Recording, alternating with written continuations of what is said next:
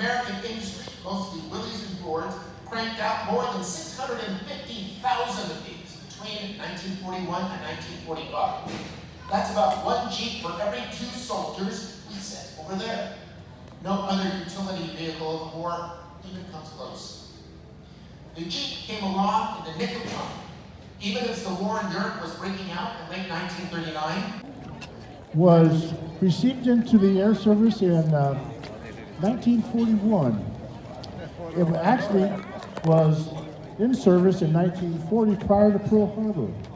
They had about 800 of them. We received our B-25 in the early 60s. They're kind of a fun story. There was a gentleman that bought this aircraft at Davis-Monthan, where we had a lot of stored aircraft. Took it to Sacramento, got into a card game. Lost card game, and the guy who won the B-25 was not a pilot, and he didn't know what to do with it, so he donated it to Planes of Fame. Pretty cool. The aircraft has been in numerous movies that you may be well aware of. Pearl Harbor, for instance. It also was in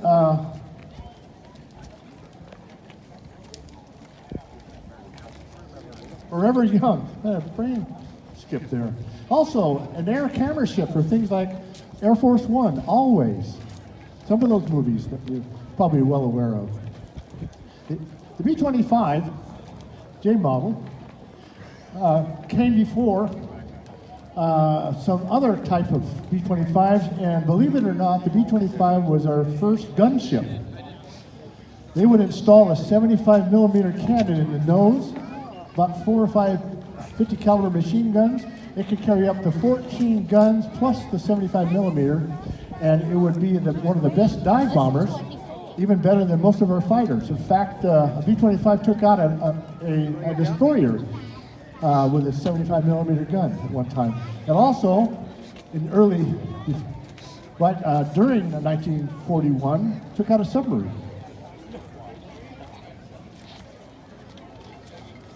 The aircraft was developed in 1939 at the request of the Air Corps.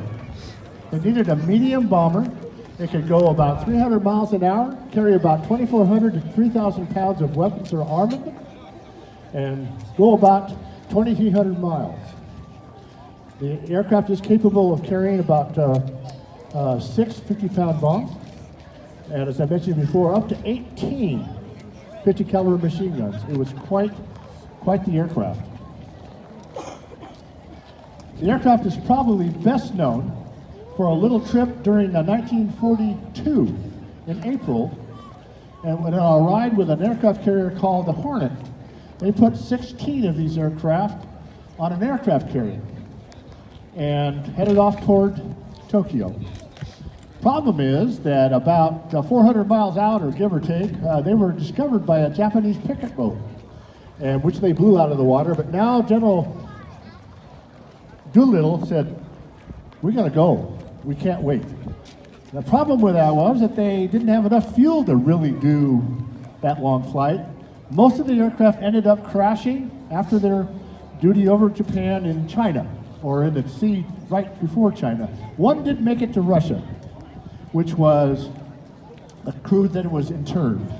And they were guests of the Russian government for, about a year. The aircraft, the B-25, was finally retired from the U.S. Air Service in 1959. Most of the B-25s after the war became training aircraft.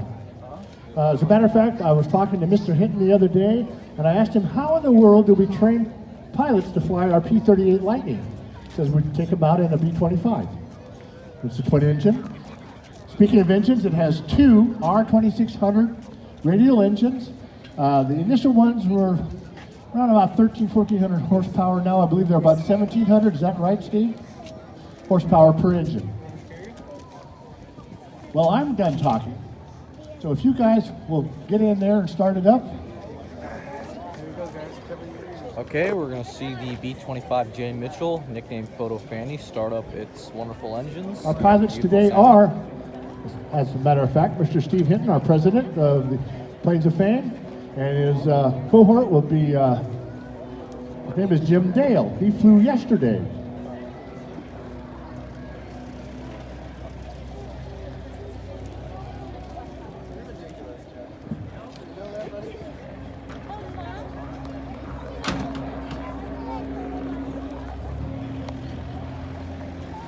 I don't know if anybody saw the mini-series Catch-22 on Hulu. This aircraft was flown to Italy, took about 10 days, filmed the mini-series, and then 10 days home. So right now it's still in its movie paint, which was the Air Corps brown, green-brown. And we could wash that off tomorrow if we wanted to, just a movie paint. We could just scrub it right off.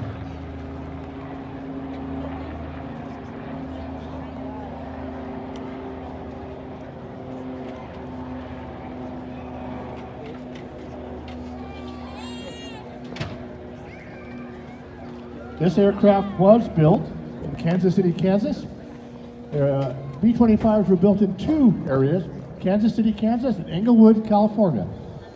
Wow. Interesting.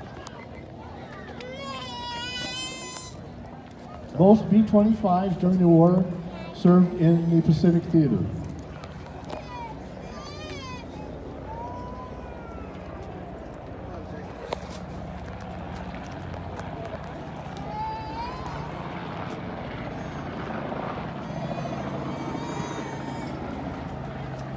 So when our guys get back from their little flight, we'll give you a chance to ask some questions of Steve. I'm sure you have plenty. So let's watch them start them up and take off.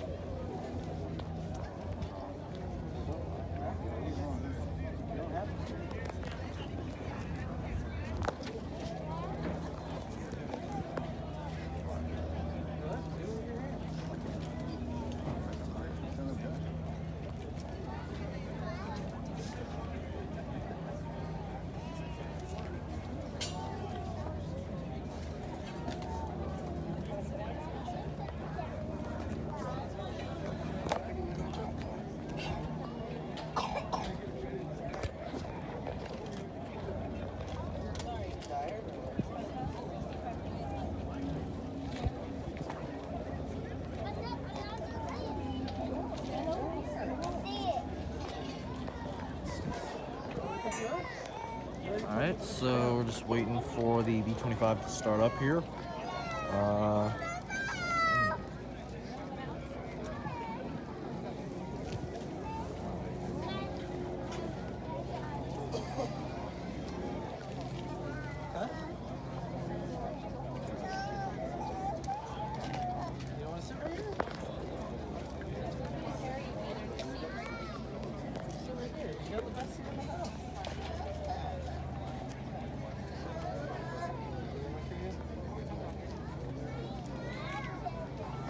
I'm actually wearing the B-25 t-shirt right now. Photo Fanny. You guys can get one at the Plains Fame Air Museum for $25 and 10% off if you guys are a member. Okay, there we go. Oh, there he goes.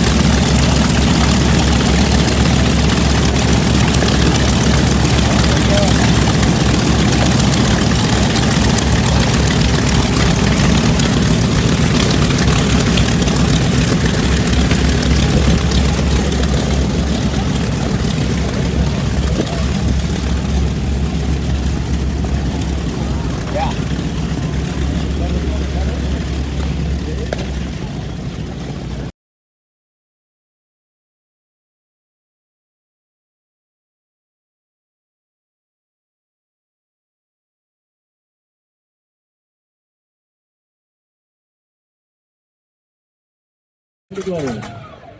Also, the tank will be performing out in the captain area at 2:45, and that's something you ought not miss.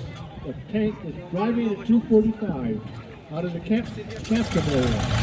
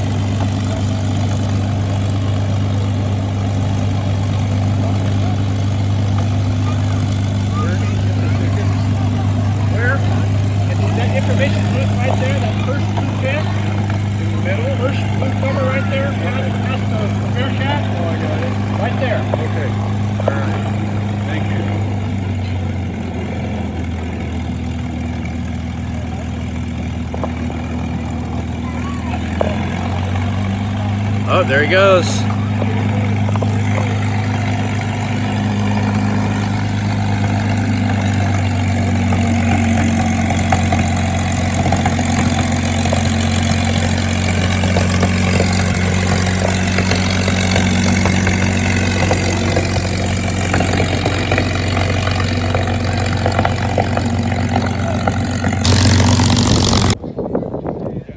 Okay, everybody, we are live at the Plains Fame Air Museum out here in Chino, California, ready to watch the F4U 1A Corsair start.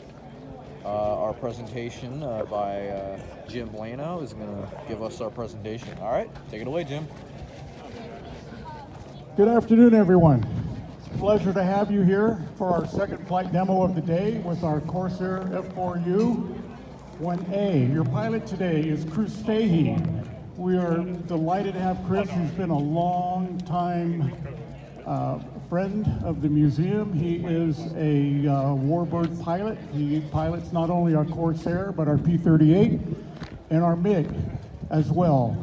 Chris served in the United States Air Force from 1983 until 1995, flying F-16s, and Chris is now a commercial pilot. So we're very pleased to have Chris today as our Corsair pilot. Now, just a few words on the Corsair before Chris takes off for his demo. The Corsair history goes all the way back to the early 1938 when the U.S. Navy put out a request, an RFP, request for proposal for a single engine airplane, and they had criteria, 4 things that they wanted. They wanted the airplane to fly 1,000 miles. They wanted a landing speed no faster than 70 miles an hour, 4 guns, and maximum speed. In June of 1938, the Navy awarded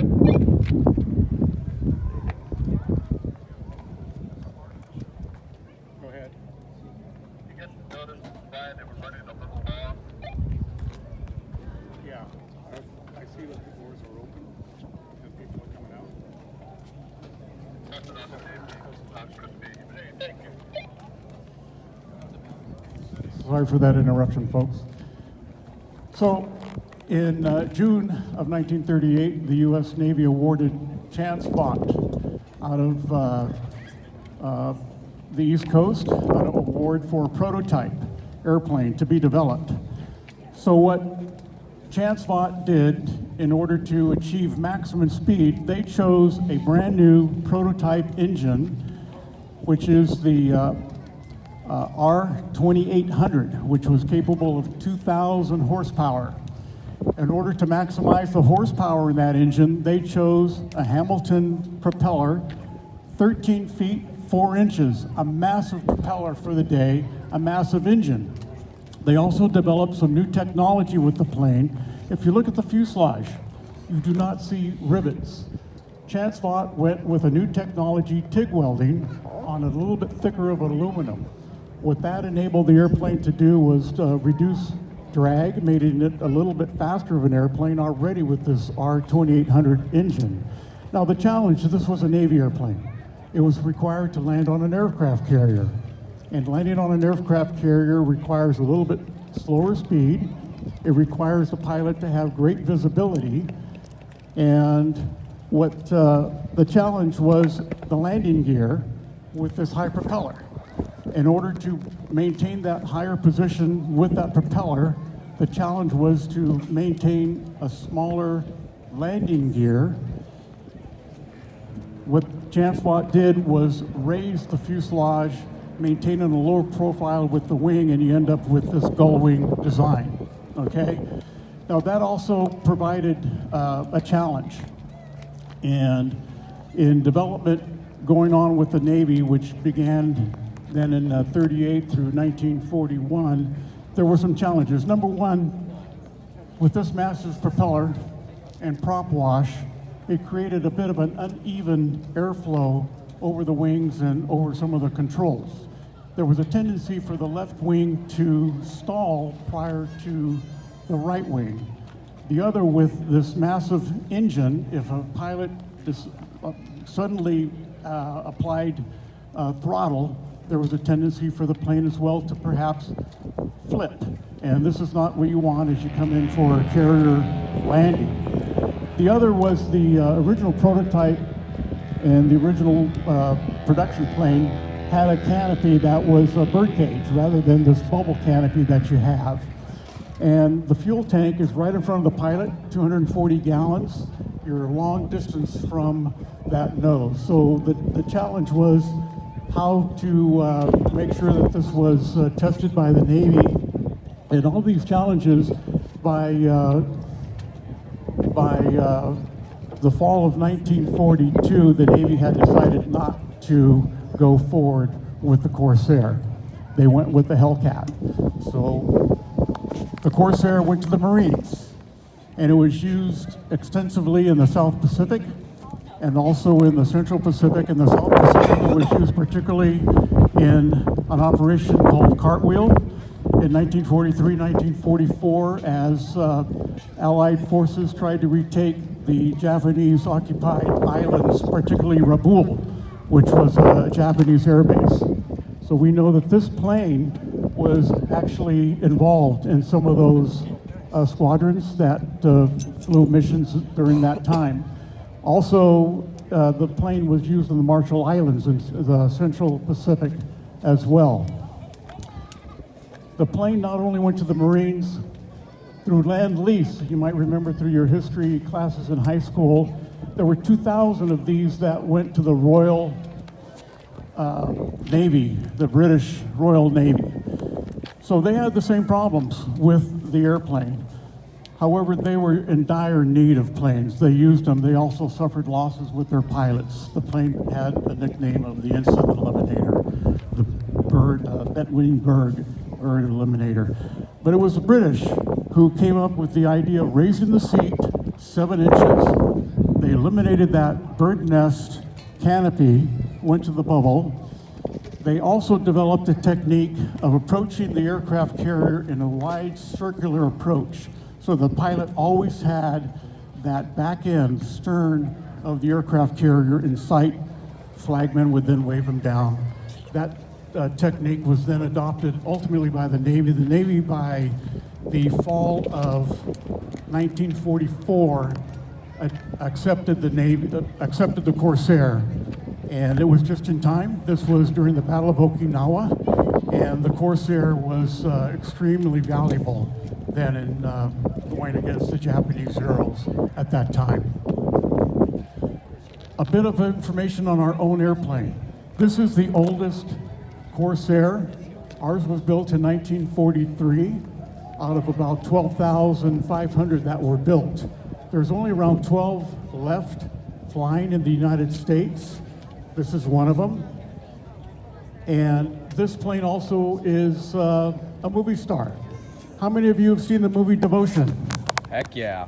Okay, great. Excellent movie, wonderful movie based on the book, came out in 2015 by Adam Makos. The plane, as I mentioned, came out in '43, was used by the Marines. What you're seeing is a color scheme used by the Navy during the Korean War, this beautiful blue. It was also used in the television series Baba Black Sheep during the 1970s, I believe, and then has been in some other feature films as well. Another point that is special about this airplane is not only is it a veteran of World War II, but we've been able to identify and reconnect two pilots that actually flew this airplane. Both of them were in the Central Pacific and the Marshall Islands era in the summer of 1944, Farrell Purdy and John Tishijian. Farrell Purdy lived in Missouri, and it was just serendipitous that the museum was able to make a connection with him. Through donations from the city where Farrell Purdy lived, the plane was flown back a few years back and reconnected with that pilot. He had a ritual that he had before each mission. He would go up and tap the belly of the airplane. By that time, he was in a wheelchair, but his family wheeled him to the plane, and he went again and touched the belly of the airplane. The other pilot, John Tishijian, celebrated his 100th birthday here 2 summers ago. He turned 100, and this is where he wanted to be. We were not only able to get him in the airplane, ladies and gentlemen, but he was able to fly again in the airplane that he had flown as a 23-year-old in the Marshall Islands. So with that, Chris, all yours. We'll have a Q&A with Chris when he returns, and when Chris rounds the hangars, we're going to have our raffle for the members. Awesome.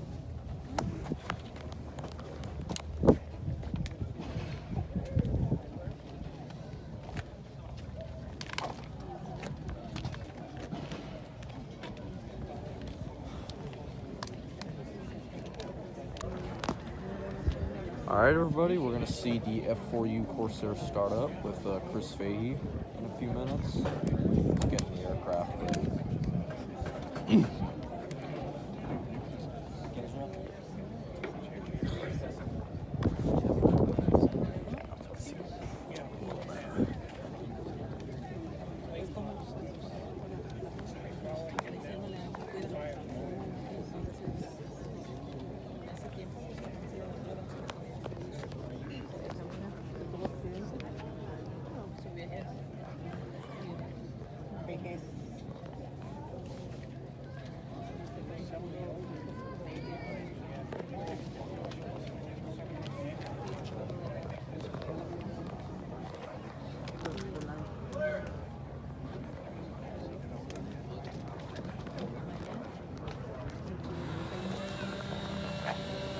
There he goes.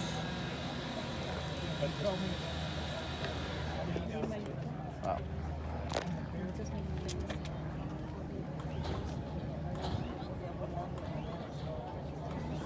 Oh.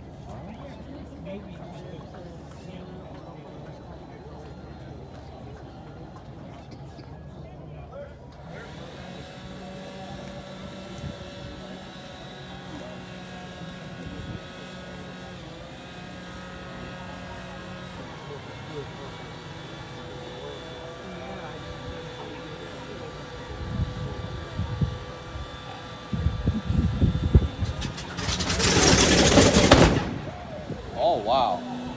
I am so sorry, folks.